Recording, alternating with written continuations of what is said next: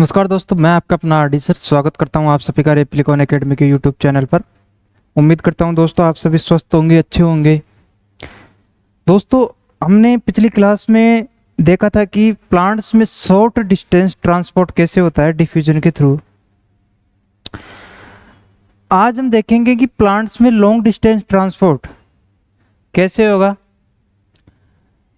इस बात से आप वाकिफ होंगे कि जो डिफ्यूजन है वो प्लांट्स में लॉन्ग डिस्टेंस ट्रांसपोर्ट के लिए सफिशिएंट नहीं है। इसका रीज़न ये है कि एक तो ये जो है डिफ्यूजन, ये काफ़ी टाइम लग जाता है इसको प्लांट में एक पॉइंट से या एक जगह से दूसरी जगह जाने में, किसी भी पदार्थ को या किसी भी मटेरियल को लेकर। दूसरा रीज़न ये है कि प्लांट्स में जो डिफ्यूजन है वो लॉन्ग डिस्टेंस ट्रांसपोर्ट इसलिए नहीं कर पाता क्योंकि कभी कभी क्या होता है, जैसे मान लो ये कोई प्लांट है,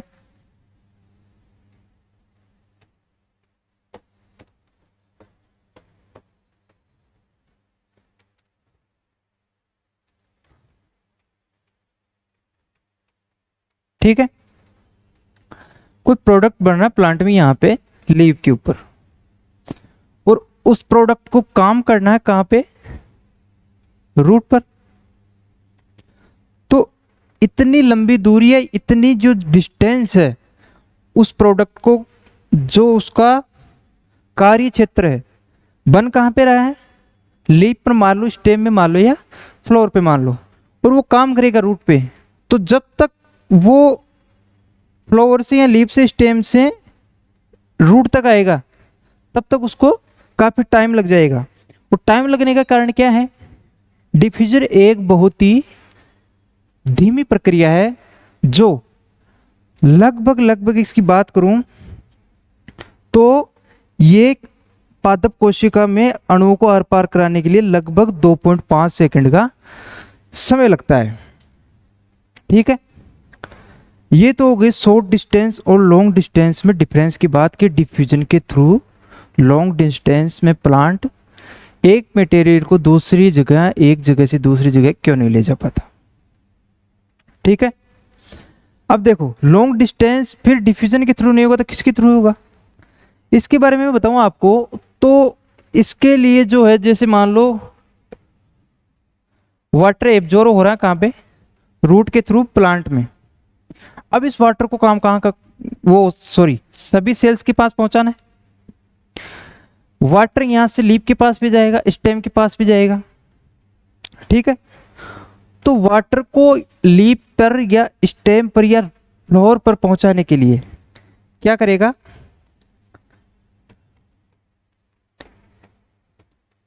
जाइलम जो है, जाइलम के थ्रू वेसल्स, वाहिकाएं और वाहिनिकाएं, उनके थ्रू वाटर जाएगा कहां पे, प्लांट के ऊपरी पार्ट्स में। अब देखो ये वाटर जो है वो कैसे जाएगा, शॉर्ट डिस्टेंस में तो अपन ने देखा था कि डिफ्यूजन के थ्रू चला जाएगा, जिसमें सेल टू सेल वो ट्रांसपोर्ट करेगा।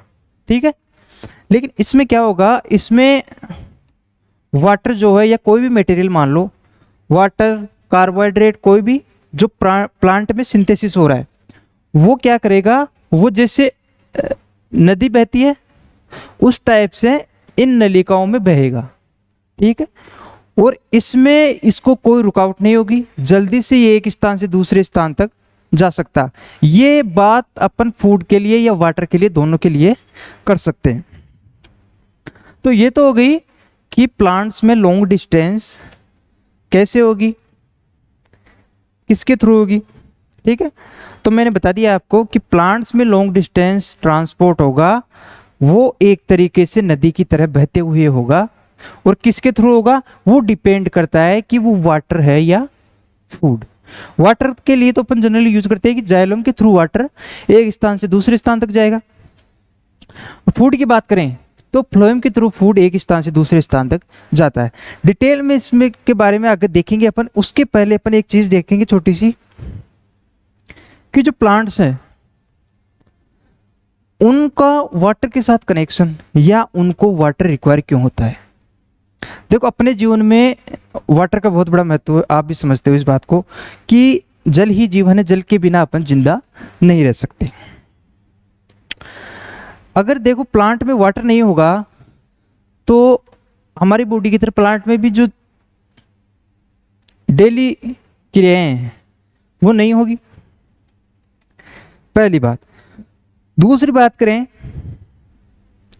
अगर उनमें डेली क्रियाएं नहीं होगी तो एक तरीके से प्लांट्स का जो लिविंग सिस्टम है वो बंद हो जाएगा, ठीक है। अगर वही काम नहीं करेगा तो ऑब्वियसली बात है प्लांट की डेथ हो जाएगी। ये तो हुआ कि प्लांट को वाटर क्यों रिक्वायर है। अब देखो प्लांट के लिए वाटर रिक्वायर है। अब इसमें बात करेंगे कि जो वाटर है, अधिकांश भाग प्लांट में जितना वाटर होगा, वाटर का अधिकांश के भाग किसमें, वाष्पोत्सर्जन के थ्रू वाष्पित हो जाता है, ठीक। ट्रांसपिरेशन के थ्रू जो ये वाटर वाष्पित होता है वो प्लांट्स का लगभग 90% पार्ट होता है। अब इसके आगे बात करते हैं अपन कि जो प्लांट है उनमें, जैसे प्लांट वाटर कहाँ से यूज करता है, रूट के थ्रू प्लांट वाटर को एब्जॉर्ब करेगा।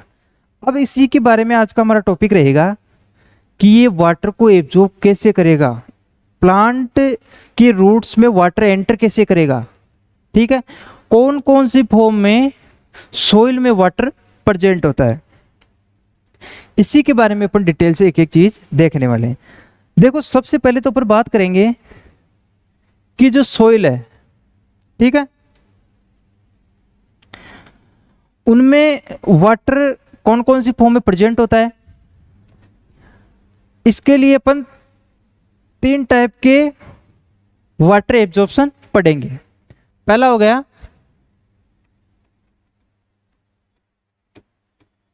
होलार्ड, दूसरा होता है क्रेसार्ड, तीसरा होता है इकार्ड, ठीक है।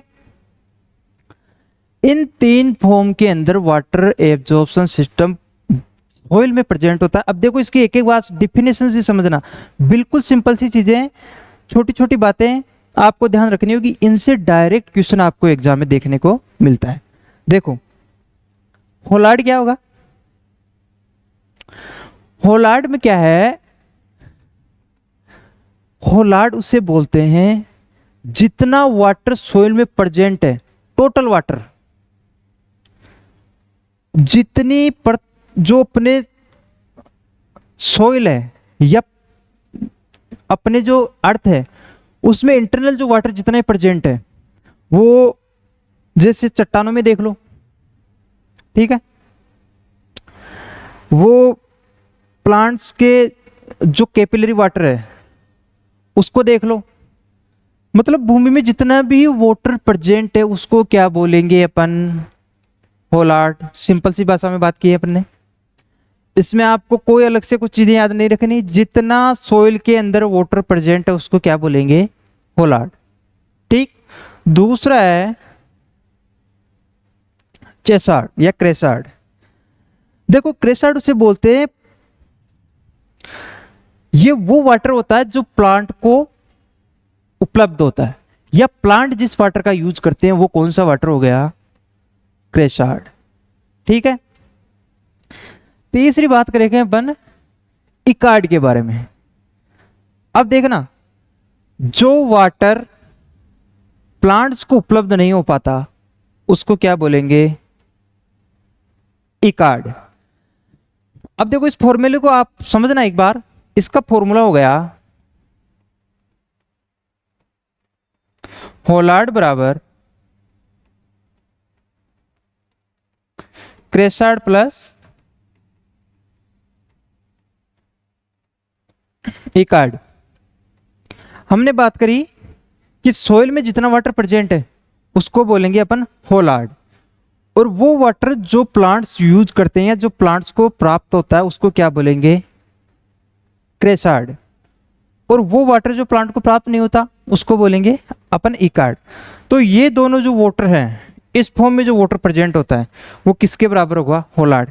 इसका मतलब समझो आप, होलार्ड का मतलब है कि सोइल में जो वाटर प्रेजेंट है उसके टोटल को बोलेंगे अपन होलार्ड।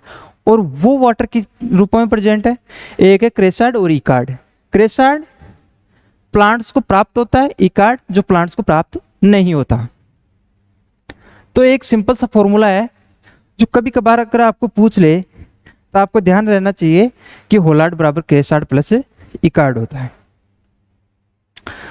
ये तो हो गई बात वाटर एब्जॉर्प्शन के बारे में कि कौन सा वाटर प्लांट्स को प्राप्त होता है, कौन सा नहीं होता है, कौन सा प्लांट्स में या जो चट्टानों में होता है।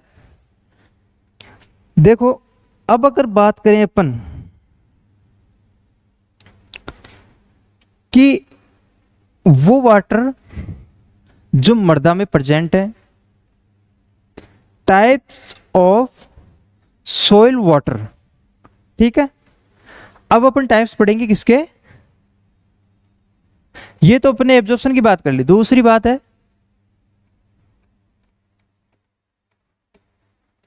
टाइप्स ऑफ सॉइल वाटर, ठीक है।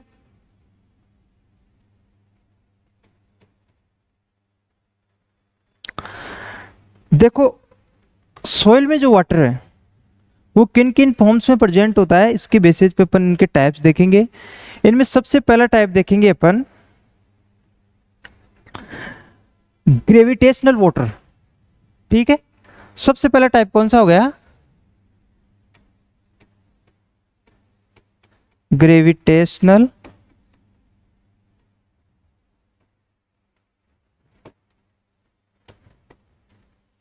वाटर। देखो ये वो वाटर होता है जो ग्रेविटेशन के कारण जो रॉक्स है उनमें प्रेजेंट होता है। और इस वाटर का यूज प्लांट्स नहीं कर पाते बेसिकली, लेकिन कुछ प्लांट्स हैं जो इस वाटर का यूज कर सकते हैं और उन प्लांट्स को बोलेंगे कूप प्लांट्स। या इंग्लिश में बात करूं तो उन प्लांट्स को बोलेंगे अपन फेरिटोफाइट्स, ठीक है। फेरियोफाइट जो प्लांट्स हैं उनको हिंदी में बोलेंगे कूप पादप, वो प्लांट्स जो ग्रेविटेशनल वाटर का यूज कर सकते हो, ठीक है। तो इसका एग्जांपल हो गया कैलोट्रोपिस, ठीक। आगे दूसरा होता है ह्यूमिडिटी की फॉर्म में। देखो प्लांट्स में जो वाटर एब्जॉर्प्शन सिस्टम है वो किसके थ्रू होगा, रूट के थ्रू। और जो भूमि में जो प्रेजेंट वाटर है वो कौन कौन सा वाटर, उसके टाइप्स अपन देख रहे हैं, जिनमें सेकंड नंबर पे आता है ह्यूमिडिटी वाटर या आर्द्रताग्राही जल। देखो ये जल क्या, ये इस वाटर में क्या होता है, ये मान लो कोई भी सोइल का एक पार्ट है या मृदा का कोई कण है, इसके चारों तरफ वाटर के मॉलिक्यूल क्या करेंगे, एक फोर्स है उसका नाम है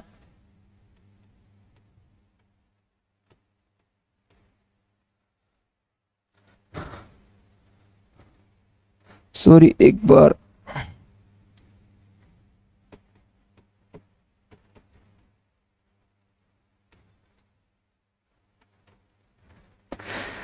देखो, एक बल या फोर्स का नाम है आसंजन। ये बल क्या करेगा, ये इन वाटर के मॉलिक्यूल्स को सोइल के मॉलिक्यूल से जोड़ के रखेगा, या उनको, ये वाटर के मॉलिक्यूल क्या करते हैं, सोइल के मॉलिक्यूल को पकड़ के रखते हैं, ठीक है। तो इस फॉर्म में जो वाटर होता है वो प्लांट्स के यूज नहीं आता। दो टाइप के अपन ने वाटर देख लिए जो सोइल में प्रेजेंट होते हैं, एक था ग्रेविटेशनल, दूसरा था ह्यूमिडिटी। तीसरा टाइप जो है वो रहेगा अपने कैपिलरी वाटर, ठीक है। देखो कैपिलरी वाटर जो है वो प्लांट्स के लिए बहुत ज़्यादा यूजफुल है, और इसी वाटर का यूज कौन करेगा? प्लांट्स करेंगे।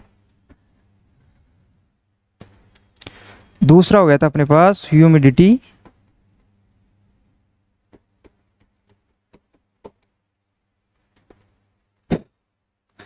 तीसरा हो गया अपने पास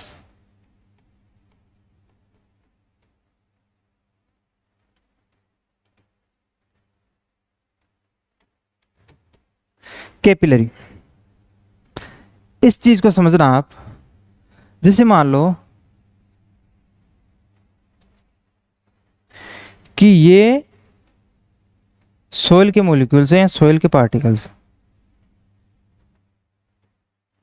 ठीक है। अब जो सोइल के मॉलिक्यूल के बीच में ये जो जगह है, ठीक है, ये कितने, इसकी साइज जो है वो होती है 20 माइक्रोमीटर। इस जगह में सोइल्स के पार्टिकल्स में वाटर प्रेजेंट होता है, और इस वाटर का यूज कौन करेगा? इस वाटर का यूज प्लांट आसानी से कर सकते हैं। और हमने पिछली जो हमने बात करी थी, रुको एक बार,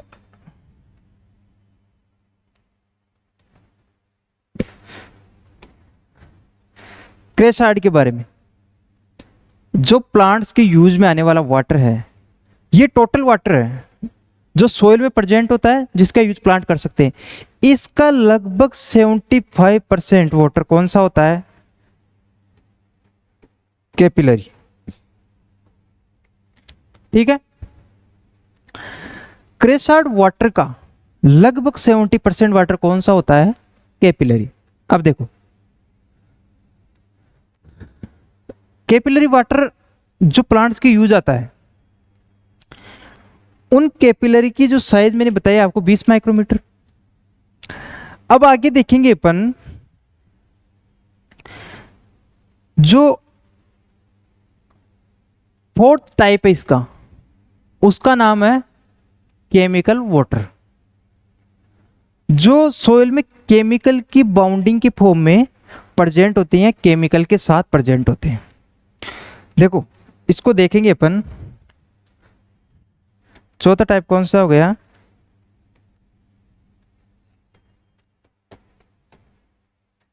केमिकल। केमिकल की फॉर्म में कैसे? इसका एक एग्जांपल देता हूं मैं आपको, देखना एक बार गौर से।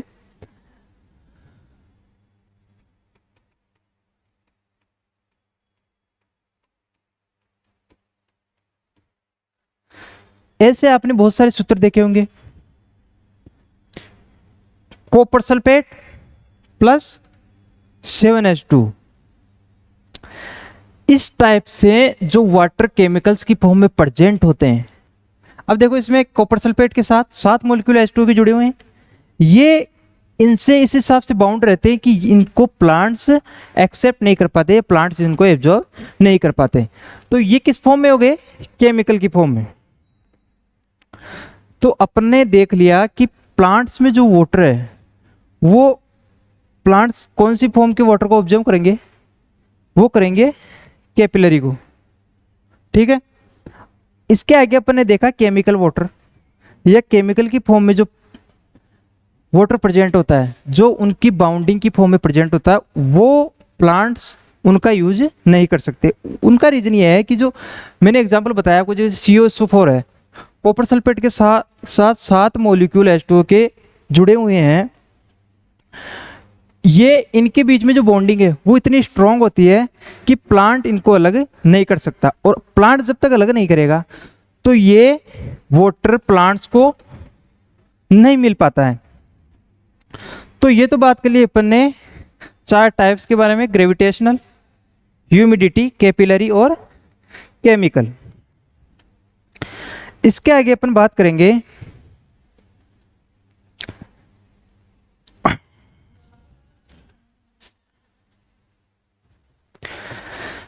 अब अगर आगे बात करेंगे, अपन ने देख लिया कि वाटर सोइल में किस हिसाब से प्रेजेंट होता है, किस किस फॉर्म में प्रेजेंट होता है। अब इस वाटर को एब्जॉर्ब कौन करेगा? प्लांट। और इसके लिए प्लांट्स में एक सिस्टम प्रेजेंट होता है जिसका नाम है भूमिगत रूट सिस्टम। देखो, अपनी जो ह्यूमन बॉडी है, भगवान ने अपने को सांस देने के लिए, सांस लेने के लिए नाक दे रखी है, देखने के लिए आंखें दी है, सुनने के लिए कान दिया है, बोलने के लिए मुंह दिया है। उसी हिसाब से प्लांट्स को भी अपने अपने काम करने के लिए उनमें अलग अलग ऑर्गन है। अब वाटर का एब्जॉर्प्शन जो है वो प्लांट्स में किस हिसाब से होगा? देखो, अलग अलग प्लांट्स के लिए अलग अलग चीजें हैं। तो जो भूमिगत रूट सिस्टम है वो प्लांट्स में, इसको एग्जांपल से समझो आप। जैसे मान लो ये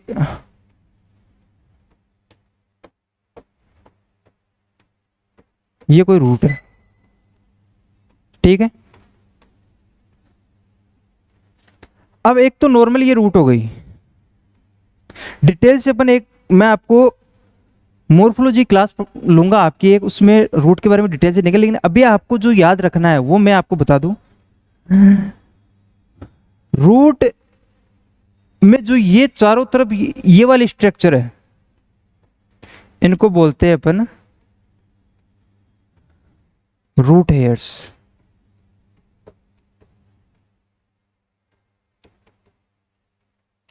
ठीक है, ये रूट हेयर्स क्या करते हैं? रूट का जो सरफेस एरिया है उसको बढ़ा देते हैं। देखो, इसके बारे में आप एक चीज ध्यान रखना, सरफेस एरिया क्या होता है। देखो, इस चीज को समझो आप। जैसे मान लो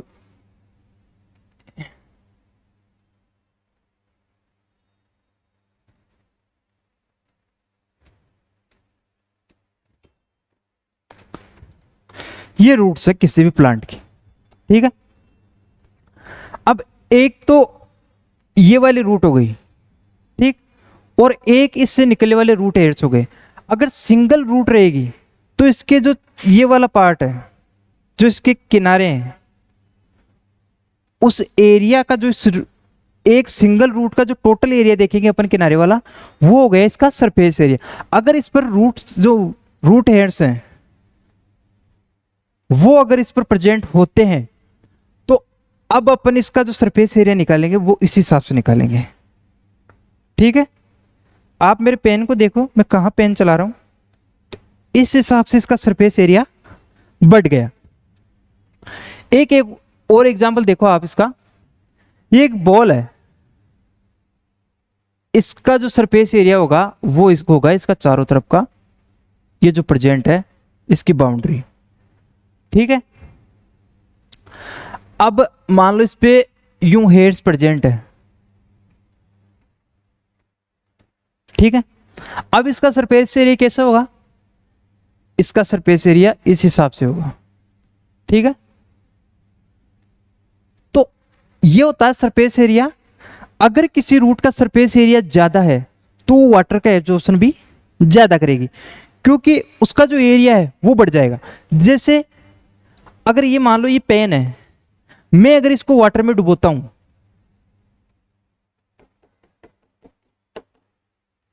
तो एक तो ये पेन डुबूंगा, ठीक है।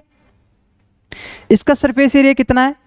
इसका जो चारों तरफ का जो एरिया है वो देखेंगे अपन सरफेस एरिया। एक मैं अगर अपना हाथ डुबोऊं वाटर में तो मेरा हाथ इस पेन से ज्यादा थिक है और मेरे हाथ का सरफेस एरिया इस पेन से ज्यादा हो गया, तो जो वाटर है वो मेरे हाथ के कनेक्शन में या मेरे हाथ के जो चारों तरफ राउंड है वाटर के वो ज्यादा आएंगे। जैसे इसको मैं डुबूंगा तो कितना वाटर इस प्लांट को कनेक्ट कर पाएगा, या इसके चारों तरफ कितना वाटर कनेक्शन में रहेगा, और जो मेरा हाथ है उसके कंपैरिजन में इस पेन के वाटर चारों तरफ बहुत कम रहेगा और मेरे हाथ के ज्यादा रहेगा। तो ये हो गया एक सरफेस एरिया। तो इस सरफेस एरिया, अगर किसी रूट का सरफेस एरिया ज्यादा होगा तो वो वाटर का एब्जॉर्प्शन ज्यादा कर पाएगा बजाय जिसका सरफेस एरिया कम होगा। तो ये तो बात कर ली अपन ने सरफेस एरिया के बारे में, ठीक है। आगे हम बात करेंगे जो प्लांट्स हैं, अलग अलग प्लांट्स में वाटर एब्जॉर्प्शन के लिए अलग अलग सिस्टम है। बेसिकली है तो वो रूट्स की एक तरीके से रूट की फॉर्म ही है, पर उनको कुछ बातों के लिए अपन रूट से थोड़ा अलग रखते हैं, तो उनके बारे में देखेंगे। देखो,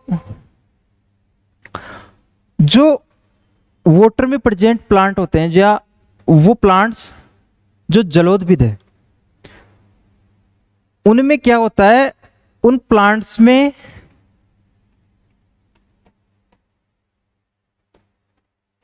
रूट, लीफ,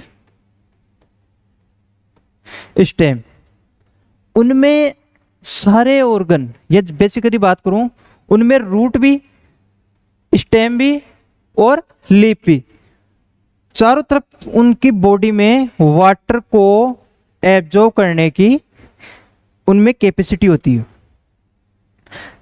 एक सिंपल सी बात मैं इसकी बात करूं तो ऐसे प्लांट्स जो अपनी बॉडी में कहीं से भी वाटर को एब्जॉर्ब कर सकते हो, वो प्लांट क्या कहलाएंगे?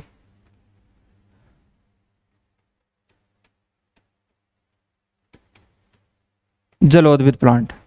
ठीक है, इन प्लांट्स की क्वालिटी क्या है? इनमें बॉडी से कहीं से भी वाटर का एब्जॉर्प्शन हो जाएगा। दूसरी बात करूं कि जो ब्रायोफाइट्स और एल्गी हैं, ठीक है, ब्रायोफाइट्स में जो है,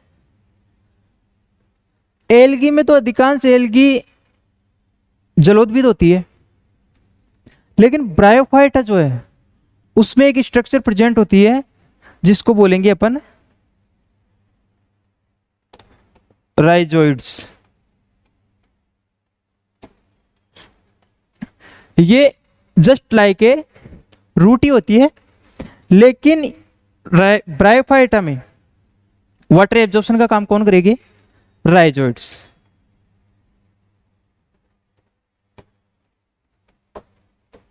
ठीक है, ब्रायोफाइटा में वाटर एब्जॉर्प्शन का काम कौन करेगा? राइजोइड्स। ये हो गई बात ब्रायोफाइटा की। अब हम बात करते हैं टेरिडोफाइटा, जिम्नोस्पर्म और एंजियोस्पर्म। इनमें proper well developed root system present होता है, और इस रूट सिस्टम के थ्रू ही प्लांट्स क्या करेंगे? वाटर का एब्जॉर्प्शन करेंगे। इसी बात को हम आगे डिटेल से देखेंगे कि कैसे वाटर का एब्जॉर्प्शन करेगी रूट, कैसे वाटर एंटर करता है रूट में, और वो वाटर प्लांट के अदर पार्ट्स में किस हिसाब से जाएगा। ठीक है, देखो, वाटर जो है वो दो टाइप का होता है। वाटर एब्जॉर्प्शन प्लांट में दो प्रकार से होगा। इस बात को समझना आप कि वाटर एब्जॉर्प्शन की जो मेथड है वो दो टाइप की होगी। कौन कौन सी होगी इसके बारे में देखना आप। एक तो होता है ऑस्मोटिक, दूसरा होता है नॉन ऑस्मोटिक। ठीक है, देखो,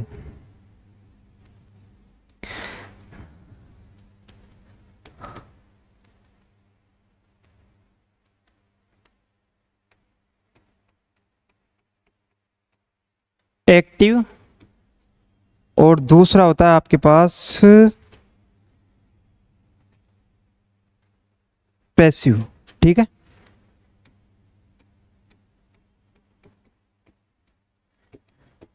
एक होता है एक्टिव, दूसरा होता है पैसिव। एक्टिव, पैसिव, इसके अर्थ से आपको मालूम हो रहा होगा कि एक्टिव में अपने पास एटीपी का यूज होगा, ठीक है, और पैसिव में अपने पास एटीपी का यूज ना होकर डायरेक्ट अपने पास वाटर रूट में एंटर करेगा। देखो, इस चीज को अपन डिटेल से देखते हैं, कैसे एटीपी का यूज होगा, कैसे एटीपी का यूज नहीं होगा। जो एक्टिव वाटर एब्जॉर्प्शन मेथड है, ठीक है, वो दो टाइप का होता है। एक होता है ऑस्मोटिक और दूसरा होता है नॉन ऑस्मोटिक। ठीक, अब समझना आप मेरी बात को ध्यान से देखना, एक बार समझ लोगे तो कहीं कोई दिक्कत नहीं आएगी।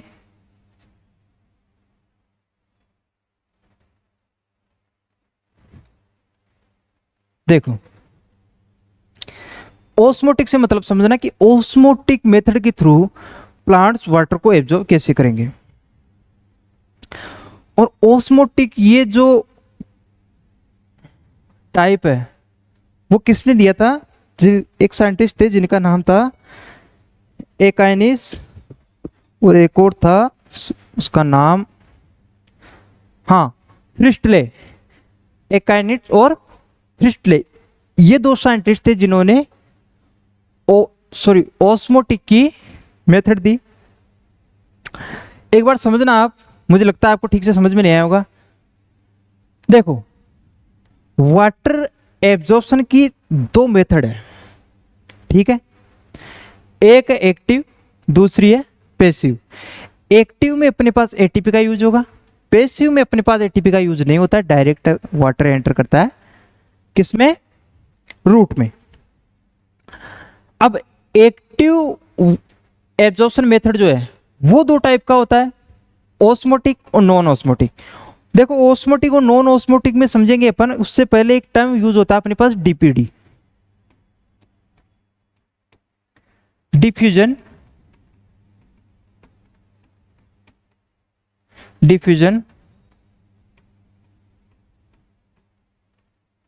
Pressure deficiency.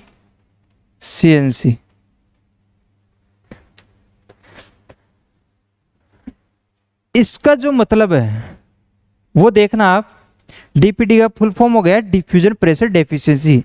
हिंदी में बात करूं तो विसरण दाब न्यूनता। देखो, कोई अगर सॉल्यूशन है और उसमें विलायक के मॉलिक्यूल विलेय से ज्यादा है, तो उस कंडीशन में क्या होगा? विसरण दाब ज्यादा काम करेगा या डिफ्यूजन प्रेशर ज्यादा काम करेगा। अगर उस सॉल्यूशन में अपन विलेय के मॉलिक्यूल डालते हैं, जैसे मान लो कोई सॉल्यूशन है,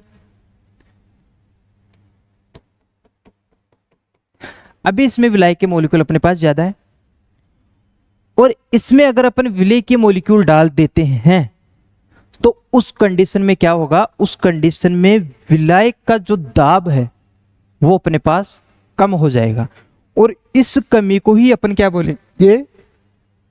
डीपीडी या डिफ्यूजन प्रेशर डेफिशिएंसी, विसरण दाब न्यूनता। ये बात आपको समझ में आ गई होगी। और इसके बारे में एक बात याद और रखना जो अपने यहां काम आएगी ओस्मोटिक और नॉन ओस्मोटिक में। देखो, जो वाटर है वो कम डीपीडी से ज्यादा डीपीडी की तरफ गति करेगा, ठीक है। लो डीपीडी से हाई डीपीडी की तरफ गति करेगा, ठीक है। अब अपन चलते हैं वापस ओस्मोटिक और नॉन ओस्मोटिक की तरफ। देखो,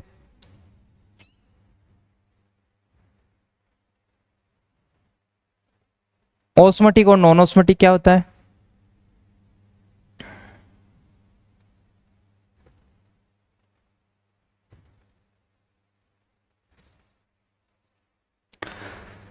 देखो, मान लो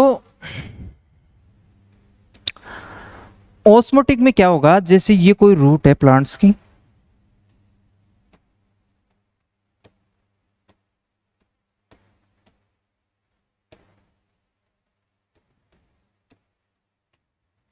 ठीक है। इस कंडीशन में क्या होगा कि जो ये यहां पे जो सोइल के मॉलिक्यूल प्रेजेंट है रूट के चारों तरफ, ठीक है, यहां पे क्या होगा? डीपीडी कम होगा।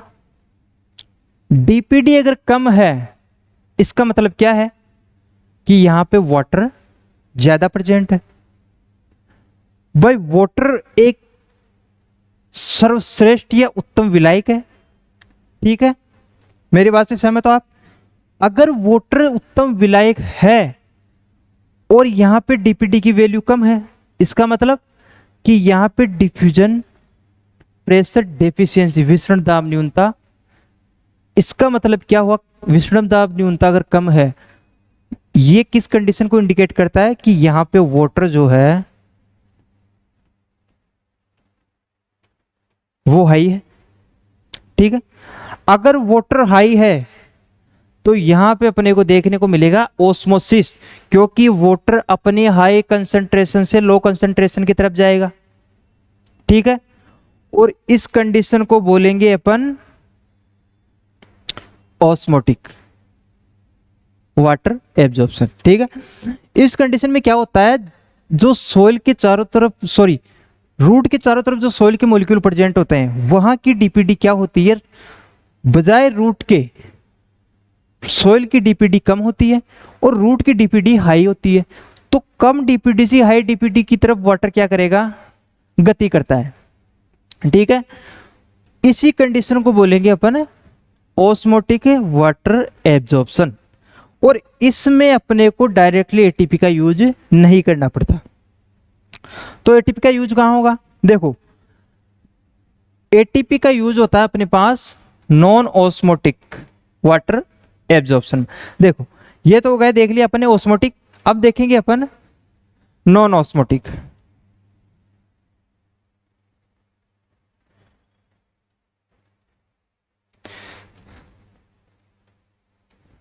देखो, नॉन ऑस्मोटिक ऑस्मोटिक का जस्ट उल्टा है। इस कंडीशन में क्या होगा? इस कंडीशन में जो सोइल के यहां जो मॉलिक्यूल्स प्रेजेंट थे, उनकी डीपीडी क्या होगी? ज्यादा होगी। और वाटर को अगर अपनी ज्यादा कम कंसंट्रेशन से ज्यादा कंसंट्रेशन की तरफ अगर जाना हो, तो उस कंडीशन में उसको एटीपी को खर्च करना पड़ेगा। ठीक है, या एनर्जी खर्च करनी पड़ेगी। तो उस कंडीशन को बोलेंगे अपन नॉन ऑस्मोटिक वाटर एब्जॉर्प्शन। ठीक है, ये बात हो गई अपने पास एक्टिव वाटर एब्जॉर्प्शन के दो मेथड पे। वो सॉरी, एक का नाम था ऑस्मोटिक, दूसरा था नॉन ऑस्मोटिक। अब देखेंगे अपन पैसिव वाटर एब्जॉर्प्शन। देखो,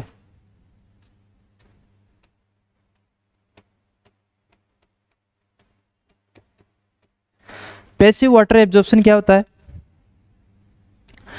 पैसिव वाटर एब्जॉर्प्शन में क्या होगा? जो प्लांट्स हैं उनमें एटीपी का यूज पैसिव वाटर एब्जॉर्प्शन में नहीं होता, और लगभग वाटर 96% वाटर एब्जॉर्प्शन किसके थ्रू होगा? पैसिव वाटर एब्जॉर्प्शन मेथड के थ्रू होगा। ठीक है, अब ये होगा कैसे, उसके बारे में देखते हैं अपन। देखो, इसमें क्या होगा?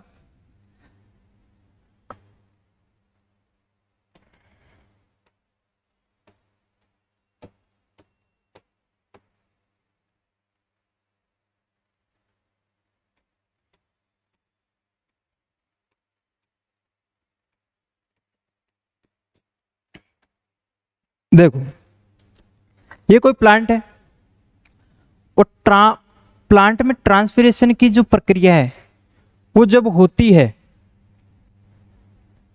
तो वाटर लीफ से कहां चला जाएगा? वाष्पित होकर वायुमंडल में चला जाएगा। उस कंडीशन में क्या होगा? लीव्स में वाटर की कमी हो जाएगी, और वाटर की कमी हो जाएगी तो यहां पे डीपीडी का मान बढ़ जाएगा। ठीक है,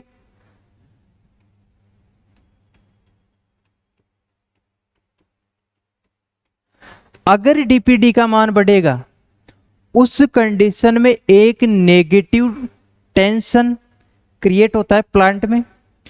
वो सबसे पहले कहां होगा? लीफ में। लीफ के बाद वो नेगेटिव टेंशन कहां आएगा? स्टेम के जाइलम में, और स्टेम के जाइलम के थ्रू वो कहाँ पे जाएगा, रूट में, और रूट में उस कंडीशन में वाटर एंटर करेगा और वो वाटर कहाँ पे जाएगा, वापस लीफ में। दोबारा से समझना है इस चीज को। जब प्लांट की लीफ से ट्रांसपिरेशन होता है या वाष्पोत्सर्जन होता है, उस कंडीशन में प्लांट के लीफ की डीपीडी बढ़ जाती है, ठीक, क्योंकि वहां पे वाटर की कमी हो गई। वाटर कहां चला गया, वायुमंडल में।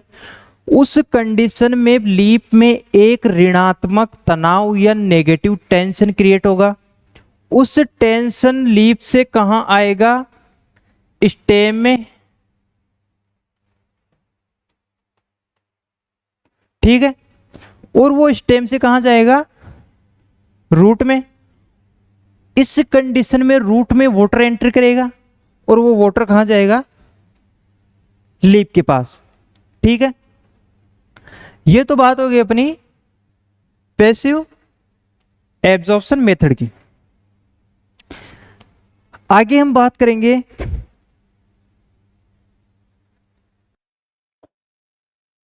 देखो, इसके आगे अपन बात करेंगे कि जो वाटर है वो रूट में एंटर कैसे करेगा। अपन ने देख लिया कि वाटर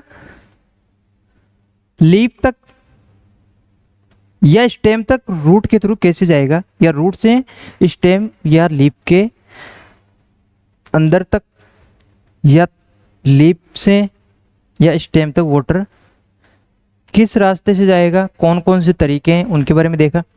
अब अपन देखेंगे कि जो वाटर है वो रूट में एंटर कैसे करता है, ठीक है, इसके बारे में अपन बात करेंगे। तो एक साइंटिस्ट था जिनका नाम था मंच। इन साइंटिस्ट ने बताया कि जो वाटर एब्जॉर्प्शन के दो जो पाथवे हैं वो दो टाइप के होते हैं, और उनके बारे में अपन डिटेल से देखेंगे कि कौन कौन से पाथवे हैं। पहले पाथवे का नाम है सिम्प्लास्ट, दूसरा है एपोप्लास्ट, ठीक है। दोनों को एक साथ समझेंगे अपन ताकि आप दोनों चीजों में डिफरेंस कर सको और आप अच्छे से समझ सको। देखो, मैं आपको जो पढ़ाता हूं तो आप उन चीजों को ध्यान से देखा करो। अगर आपने एक बार ध्यान से देख लिया तो आप कभी नहीं भूलोगे। देखो, अब अपन पढ़ेंगे एपोप्लास्ट और सिम्प्लास्ट। मैंने आपको बताया था कि अपन रूट की स्ट्रक्चर कहां पढ़ेंगे, मोर्फोलॉजी में, ठीक है। और आज हम पढ़ेंगे ये जो रूट है,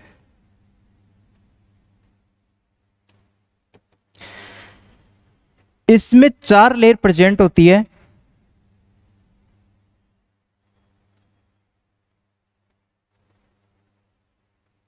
आप इसको ऐसे लिखना,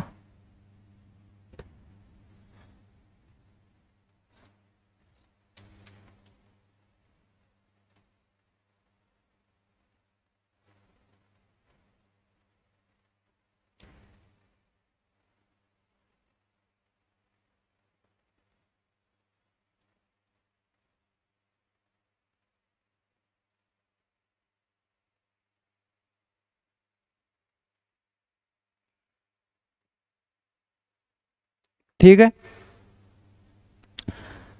रूट में 4 लेयर प्रेजेंट होती है। पहले का नाम है एपिडर्मिस,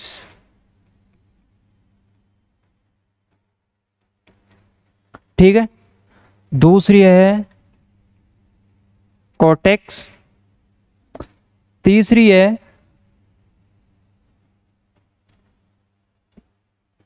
इसको यहां लिख देता हूं मैं,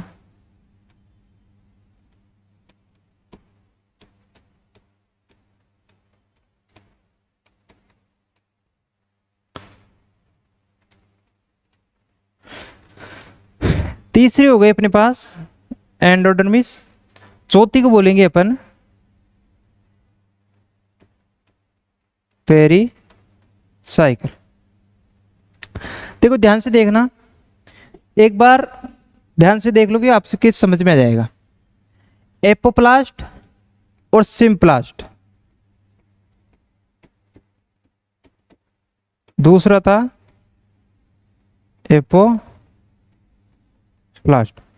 एपोप्लास्ट और सिम्प्लास्ट में डिफरेंस क्या है वो देखेंगे अपन। देखो एपोप्लास्ट जो है उसमें क्या करेगा, जैसे इसके चारों तरफ ये सोइल प्रेजेंट है, मान लो ये क्या है, रूट की 4 लेयर्स हैं, वाटर एंटर करेगा यहां पे,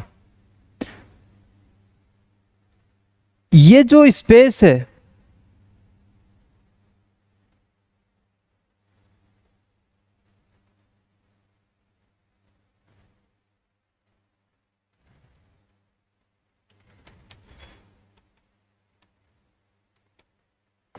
अगर वाटर इस स्पेस के अंदर एंटर करता हुआ अगर रूट के अंदर एंटर होता है तो वो तो होगा अपने पास एपोप्लास्ट।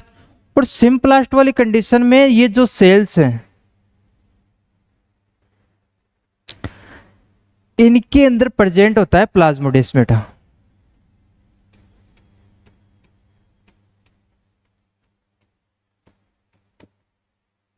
ठीक है, इसके थ्रू अगर cell to cell water enter करता हुआ अगर रूट के अंदर एंटर करता है तो उस कंडीशन को बोलेंगे अपन सिम्प्लास्ट।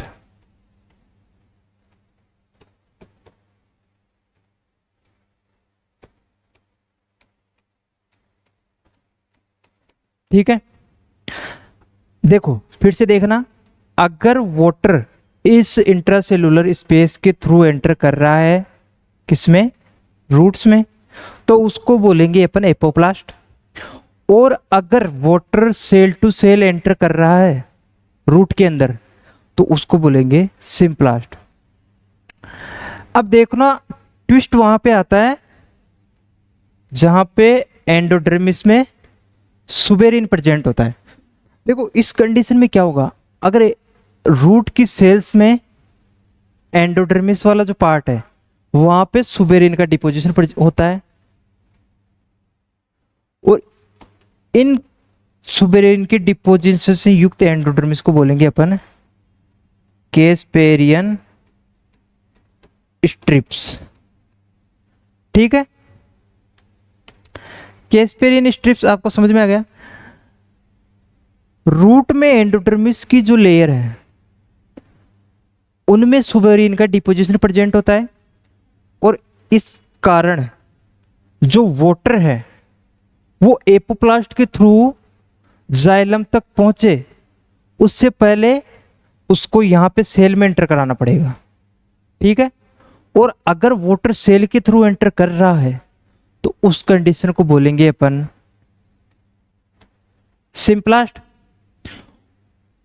यहां से वाटर एंटर करेगा सिम्प्लास्ट के थ्रू आगे पेरिसाइकिल में और फिर पेरिसाइकिल से आगे जाइलम में वाटर एंटर करेगा। एक बार फिर देखना, एपोप्लास्ट किसे बोलेंगे, सिम्प्लास्ट किसे बोलेंगे। सिम्प्लास्ट बोलेंगे जब कोई भी मॉलिक्यूल या वाटर, मान लो वाटर की मॉलिक्यूल अगर सेल टू सेल एंटर कर रहे हैं तो उस कंडीशन को बोलेंगे सिम्प्लास्ट। और अगर वाटर इंट्रासेलुलर स्पेस के थ्रू सरवाइव कर रहा है रूट में तो उसको बोलेंगे अपन एपोप्लास्ट। लेकिन एपोप्लास्ट के थ्रू जैसे ही वाटर यहां से जाएगा, वाटर एंटर तो एपोप्लास्ट के थ्रू करेगा, जब एपिडर्मिस में वाटर एंटर करेगा तो एपोप्लास्ट के थ्रू ही करेगा, यूं वाटर जाता रहेगा ओटेक्स में। लेकिन जो एंडोडर्मिस वाला पार्ट है वहां पे सुबेरिन का डिपोजिशन प्रेजेंट होता है और इन कंडीशंस में इन पट्टिकाओं को बोलेंगे केस्पेरियन पट्टिकाएं या केस्पेरियन स्ट्रिप्स। यहां पे क्या होगा, इन इंट्रासेलुलर स्पेस से वाटर को एंटर कराना पड़ेगा कहां पे, सेल के अंदर, और सेल से वाटर आगे जाएगा पेरिसाइकिल में। ठीक है, और अगर वाटर सेल टू सेल जा रहा है तो उस कंडीशन को बोलेंगे सिम्प्लास्ट। तो इसका जो अपने पास सॉल्यूशन वो है कि इसका जो रिजल्ट है वो ये है कि रूट में वाटर, सिम्प्लास्ट और एपोप्लास्ट दोनों कंडीशंस काम आती है रूट में वाटर को एब्जॉर्प्शन करने में, या वाटर का रूट में एंटर करने के लिए एपोप्लास्ट और सिम्प्लास्ट दोनों कंडीशन अपने पास यहाँ पे काम आती है। ठीक है, ये तो बात हो गई अपनी एपोप्लास्ट और सिम्प्लास्ट के बारे में। इस हिसाब से वाटर अपने पास कहां तक पहुंच जाएगा, जाइलम के थ्रू। जैसे ही रूट में जाइलम में वाटर जाता है, वहां से जाइलम के थ्रू वाटर अपन ने पढ़ा था कि कहां पे जाएगा, लॉन्ग डिस्टेंस ट्रांसपोर्ट के थ्रू प्लांट्स के अदर पार्ट्स में जाएगा। तो ये था अपने पास शॉर्ट डिस्टेंस और लॉन्ग डिस्टेंस ट्रांसपोर्ट। ठीक है, आज के लिए अपन इतना ही देखेंगे, मिलते हैं कल नई टॉपिक के साथ जो बहुत इंटरेस्टिंग होने वाला है। आपको भी बेसब्री से इंतजार था उस टॉपिक का। कल अपन पढ़ेंगे एसेंट ऑफ शेप या रसारोहण। उम्मीद करता हूँ आपको यहाँ तक आज जितना भी मैंने पढ़ाया वो समझ में आया होगा। अगर आपको कुछ भी समझ में नहीं आया हो तो आप मुझे कमेंट बॉक्स में कमेंट करके बता सकते हो कि आपको जो मैंने आज जो टॉपिक पढ़ाया उसमें कौन सा ऐसा कॉन्सेप्ट रह गया जो आपको समझ में नहीं आया। मैं कोशिश करूँगा कि आपको मैं उसको और अच्छी तरह से एक्सप्लेन करूँ और आपको समझा पाऊँ। मिलते हैं दोस्तों कल अगले दिन एक नई क्लास के साथ, नए टॉपिक के साथ। तब तक के लिए नमस्कार।